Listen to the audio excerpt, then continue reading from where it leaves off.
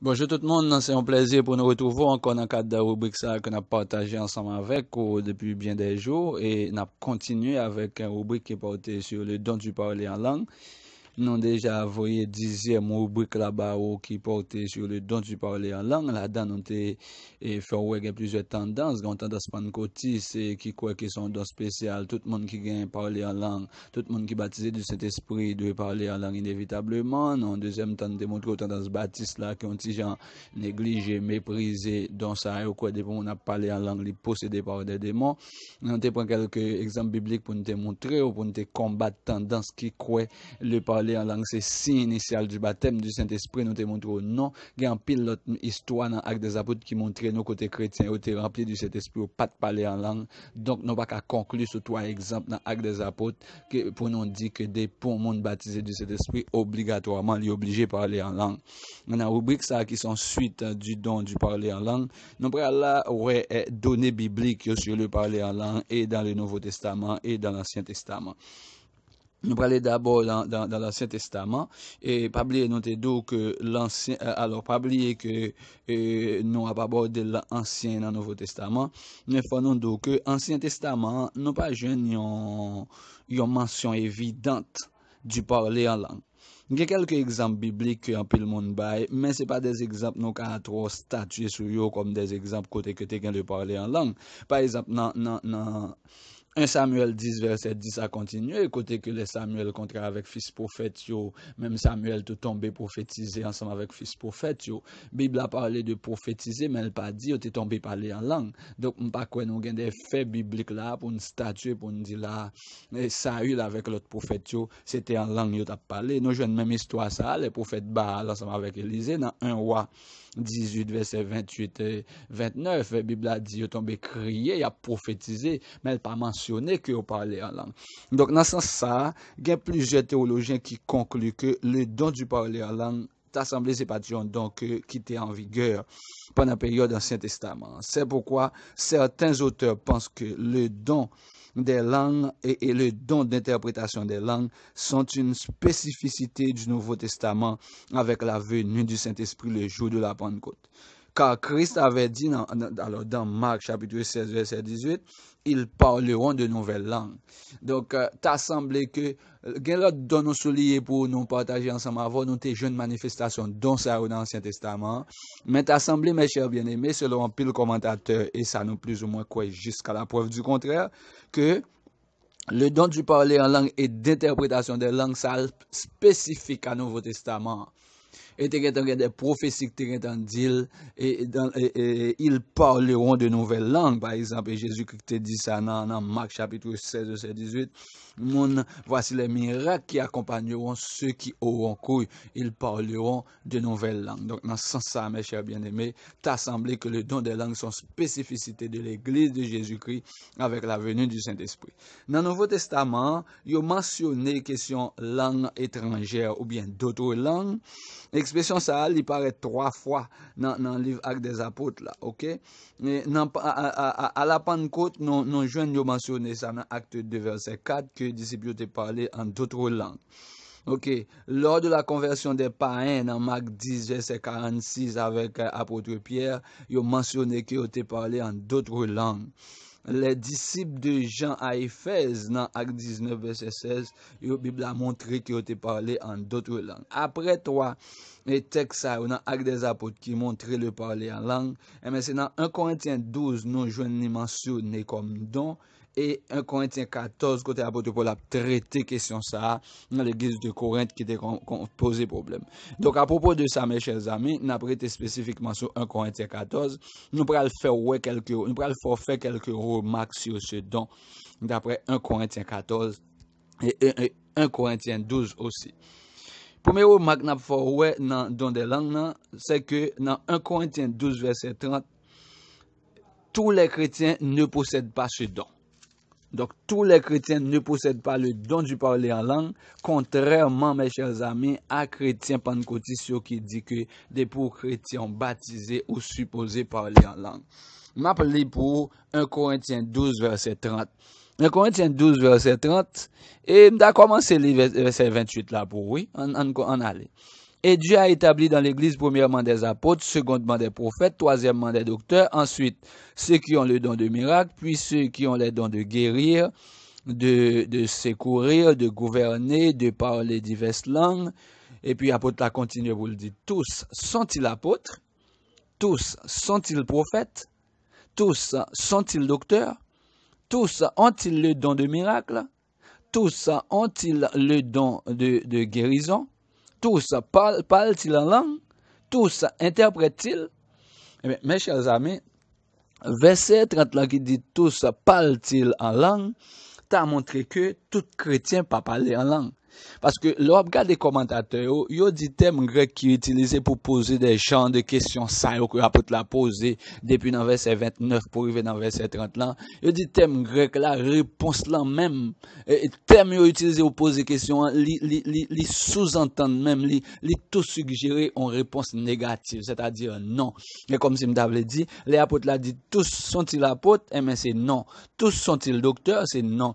Tous parlent-ils en langue? C'est non. Donc, dans ce sens-là, si tout le monde ne peut pas parler en langue, donc le don des langues, le parler en langue est un don que Saint-Esprit a choisi à mon livre. Mais maintenant, nous sommes capables de poser une question. Qui ça fait le jour de la Pentecôte? 120 qui étaient réunis en te parler en langue. Et bien, tout simplement, Mabdou, cas avec des apôtres là, sont cas exceptionnels parce que la Bible a dit comme ça, le parler en langue est un signe pour les non-croyants. Ce n'est pas un signe pour les chrétiens. Le parler en langue, d'après 1 Corinthiens 14, est un signe pour les non-croyants. Et c'est ça que fait après les messieurs dames, ils ont commencé à parler en langue. Tout le monde envahit, courir, vient attendre, il dit, attendez. A pas attendez, on parler dans la langue, pas nous mêmes qui sont en pâte, en Mésopotamie, à Élamite, etc. A pas attendez à parler dans la langue, pas nous. Donc, après, on est étonné. Le parler en langue est un signe non pour les chrétiens, mais pour les païens. Donc, exceptionnellement, Dieu te permet ça fait et après c'est pas deux monde qui te converti le jour de la Pentecôte, mais non pas qu'à faire ça tout nos enseignements à cause en Pentecôte là tout 120 te parler en langue obligatoirement tout le monde qui recevra cet esprit obligé parler en langue même côté là. Donc non pas cruel comme ça d'après 1 Corinthiens 12 verset 30 tous les chrétiens ne possèdent pas ce don. Deuxième remarque, c'est un don qui est inférieur au don de la prophétie d'après 1 Corinthiens 14 verset 5.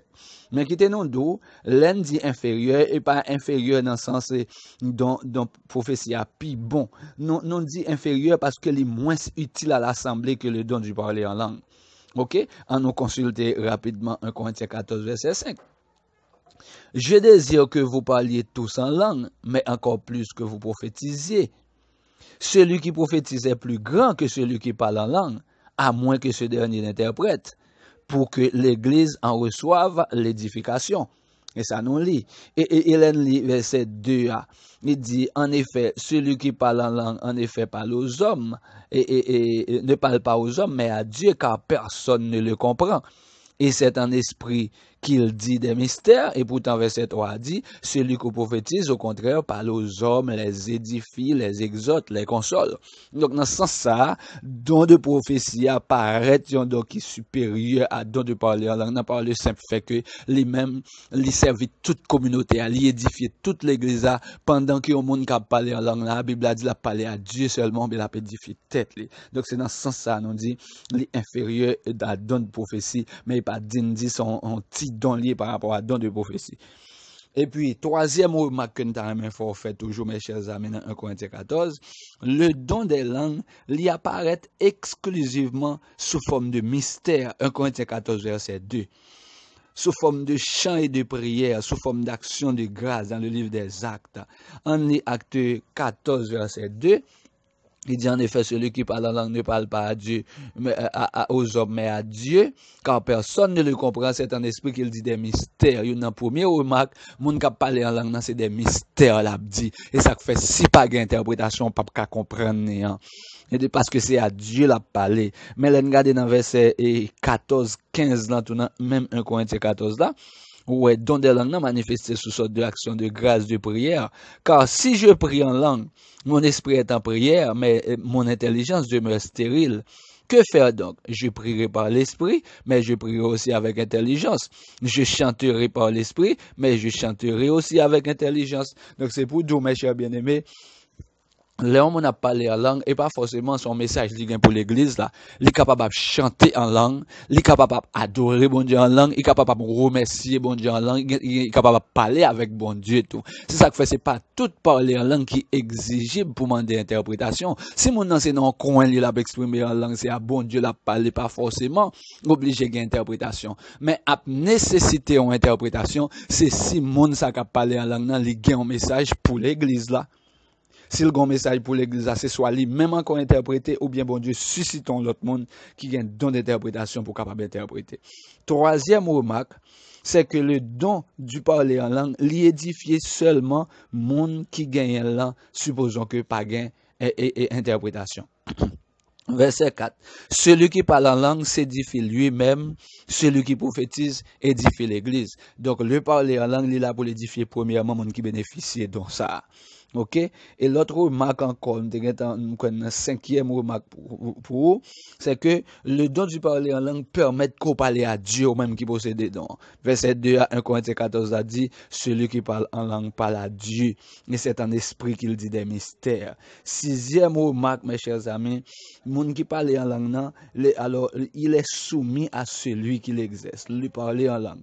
Ils soumettent à moun qui a exercé là. Puis gadim là, on plaide de parler en langue, on pas gain contrôle tête, il a dit fait silence l'église là, pour plaide continuer faire bruit. Non. Moun qui a parlé en langue nan, et langue nan, ils soumettent ensemble avec la Bible a dit l'esprit des prophètes est soumis aux prophètes. Verset 27. En est-il qui parle en langue? Que deux ou trois parlent au plus. Chacun à son tour et quelqu'un interprète. Donc, sous ta ouais, on l'église, côté que mes chers bien-aimés, tout le monde n'est à parler en langue, cacophonie, bruit. On prophète besoin d'un message, une prédication besoin d'un tout le monde a parlé en langue. Et pas même des monde qui a interprété, a fait briller l'église. C'est du désordre. Apôtre Paul dit comme ça, pour ceux qui concernent parler en langue, que deux ou trois au plus parlent et chacun à son tour. C'est ça, nous relais en créole, l'un après l'autre là. Nous songeons là, m'a assisté et la scène dans communauté, grand monde qui a manifesté dans le langage traditionnel, nous on dit la manifester la parole en langue et puis sortant de mes chers bien-aimés, gardez le pas qu'à Kembe qu'on l'a passé prendre table la scène pour le vider à terre. Étant qu'on monde qui possède qui gagne le roi pas qu'à gagne contrôle tête li. Moi pas croire que nous le don du parler en langue c'est comme ça bagarre là obligé. L'autre remarque pour nous faire pour c'est pas donc obligé interdit. Ou pas qu'à même l'état gagne des ordres dans exercice donc on a fait tout ça qui dépend de nous pour nous mettre l'ordre mais nous pas qu'à interdire c'est-à-dire empêcher mon parler en langue. Là c'est 1 Corinthiens 14:29 dit n'empêchez pas le parler en langue. OK? N'empêchez pas le parler en langue et n'a regardé le pour 1 Corinthiens 14 verset 29. 1 Corinthiens 14 verset 29 il dit pour ceux alors, c'est pas verset 29, 1 Corinthiens 14, mais il montre n'empêchez pas le parler en langue, rapidement, n'a regardé le pour verset 39 plutôt. Ainsi donc, frères, aspirez au don de prophétie et n'empêchez pas de parler en langue. On pas besoin d'empêcher mon parler en langue. On n'a pas en langue quitter au parler en langue, mais seulement et pour éviter à ce que gagne des ordres. Il ne faut pas surestimer le parler en langue. C'est un don comme tous les autres dons d'après, toujours 1 Corinthiens 14, verset 18-19, il ne faut pas le surestimer. Et puis deuxième, enfin, tant que vous te dit c'est un signe, son critère de spiritualité, au final, huitième remarque qu'on a fait pour vous, c'est que il n'est pas un critère de spiritualité. En rapidement, font une considération. En regardant dans 1 Corinthiens chapitre 1 verset 7. 1 Corinthiens 1 verset 7. N'a regardé le rapide pour. 1 Corinthiens 1 verset 7 dit comme ça. De sorte qu'il ne manque aucun don. Alors, appelez verset 6. Le témoignage de Christ ayant été solidement établi parmi vous, de sorte qu'il ne vous manque aucun don, dans l'attente où vous êtes de la manifestation de notre Seigneur Jésus-Christ. Donc, quel verset ça, mes chers amis? À l'église de Corinthe, pas de ganken, donc te manqué. Donc, tout don est manifesté. Et pourtant, on faut-il avancer dans chapitre 3, verset 2.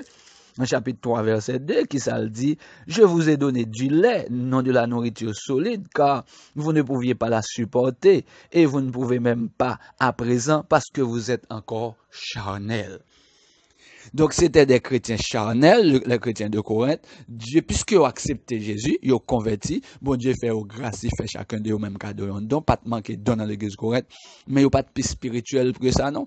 Apôtre Paul dit comme ça, il y a encore des chrétiens charnels. Donc, pour me dire en conclusion, à rubrique ça, c'est pas parce qu'on est don Saint-Esprit ou manifester la caillou qui force son chrétien qui force son super chrétien, qui fait son gros chrétien pour ça. Non. C'est peut-être ça. Me conseiller d'entendre rubrique sur le fruit de l'esprit, Pasteur Martino a présenté, parce que dans des langues, il doit brasser avec fruit de l'esprit. C'est une grâce, tout simplement. Ou pas un spirituel, si on a exercer, quel que soit dans le don du parler en langue aussi. Que bon Dieu bénisse nous, c'était frère Caristil Alex.